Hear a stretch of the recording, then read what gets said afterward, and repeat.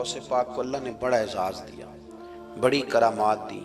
آپ فرمایا کرتے تھے میں نے 40 سال اپنے رب کو راضی کیا ہے مصلی پہ بیٹھ کے۔ تو میرے مالک نے پھر پوچھا ہے کہ عبدالقادر کچھ مانگ لے، کوئی بات کر لے، تو سیدنا غوث اعظم رضی اللہ تعالیٰ عنہ فرماتے ہیں کہ میں نے پھر اپنے رب کریم کی بارگاہ میں عرض کیا، مالک جو قیامت تک مجھ سے محبت کرے فضل کرنا، اسے بغیر توبہ کے موت نہ دینا۔ تو میرے رب نے میری اس دعا کو شرف قبولیت عطا فرمایا کہ جو مجھ سے پیار کرے گا، میرا نام لے گا، وہ بغیر توبہ کے نہیں مرے گا۔ جنات بھی آپ کی بارگاہ میں حاضر ہوتے، آپ کو شیخ بحر و بر کہا جاتا ہے۔ جب آپ نے منبر پر بیٹھ کر یہ اعلان فرمایا نا کہ میرا یہ قدم ہر ولی کی گردن پر ہے، تو خراسان کے جنگلوں میں معین الملت والدین عطائے رسول ہند الولی خواجہ معین الدین اجمیری موجود تھے۔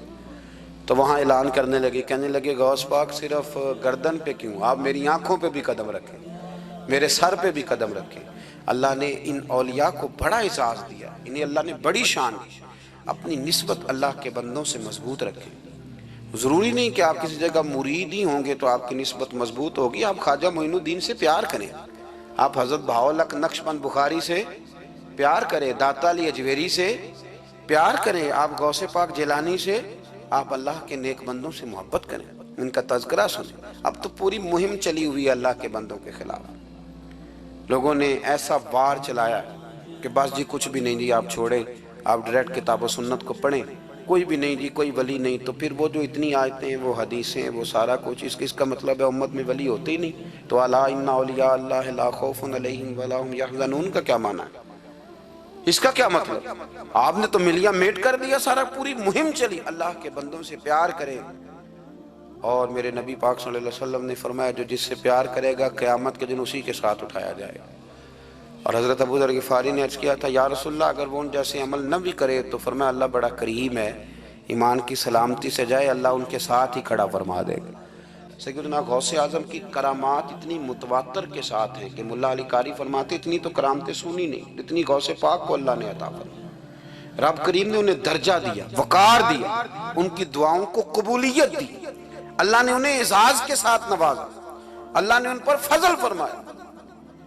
ایک تاجر تھا تو ملک شام جاتا تھا اکثر تجارت کرنے کے لیے، مال کما کے لاتا، غریبوں کی بھی مدد کرتا، مدارس کی، مساجد کی، سب جگہ جہاں دین کی ضرورت ہوتی پہنچتا۔ ایک بغداد میں اور درویش بھی گزرے جن کا نام شیخ حماد ہے، وہ بھی بڑے درویش تھے۔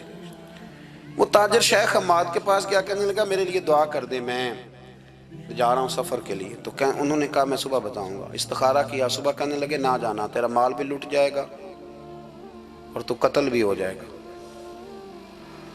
وہ بڑا پریشان ہوا، حضور غوث پاک کے پاس گیا، کہنے لگا حضور وہاں بھی میں نے کہلا بھیج دیا ہے، سامان میرا پڑا ہے، جاؤں گا نہیں، پیمنٹ نہیں کروں گا، ملے گا نہیں تو خسارہ ہو جائے گا، مہربانی فرمائے۔ غوث پاک نے مراقبہ کیا، فرمایا تو جا اللہ خیر کرے گا، تو جا اللہ خیر کرے گا۔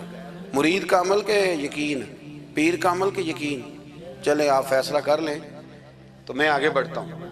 حضرت غوث اعظم رضی اللہ تعالیٰ عنہ نے مرید سے کہا تو جا اور اللہ خیر کرے گا۔ وہ گیا، کہتے میں نے پیمنٹ کی، مال لیا، واپس آیا، گھوڑوں کا سفر تھا، رستے میں رات کو ایک جگہ سویا، خواب دیکھتا ہوں، خواب میں ڈاکو آ گئے، انہوں نے پہلے مال لوٹا پھر مجھے قتل کیا، اور جب میرے گردن پر انہوں نے خنجر چلائی، خواب دیکھ رہا تو میری فٹافٹ آنکھ کھل گئی، اور جب میری آنکھ کھلی تو میں اسی وقت ہی رخت سفر باندھا، سر پٹ گھوڑے دڑائے، کچھ رات کو کچھ دن کو، سویرے بغداد پہنچ گیا۔ کہتے خیال تھا کہ پہلے غوث پاک کے پاس جاؤں گا لیکن پہلے شیخ حماد سے ملاقات ہو گئی، میرا چہرہ دیکھا، پریشان تو دیکھ کے مسکرائے، فرمانے لگے بھی تیرا پیر بڑا شاندار ہے، تیرا پیر بڑا شاندار ہے۔ وہ کام جو حقیقت میں ہونا تھا نا، حقیقت میں انہوں نے دعا کی ہے تو رب کریم نے اسے خواب بنا دیا ہے، ان کی دعا کی برکت سے اللہ نے اسے۔ اب میں بات مضبوط کرنا چاہتا ہوں تو میں ایک حدیث پاک بھی پڑھ دوں، لوگ کہیں گے جی مرنے والا بھی بچ جاتا ہے، عمر بھی بڑھ جاتی ہے، مشکات کی حدیث ہے، ترمذی میں بھی موجود ہے، نبی پاک صلی اللہ علیہ وسلم نے فرمایا اگر تم چاہتے ہو رزق بھی بڑھ جائے، عمر بھی لمبی ہو جائے، تو اپنے رشتہ داروں سے اچھا سلوک کرو۔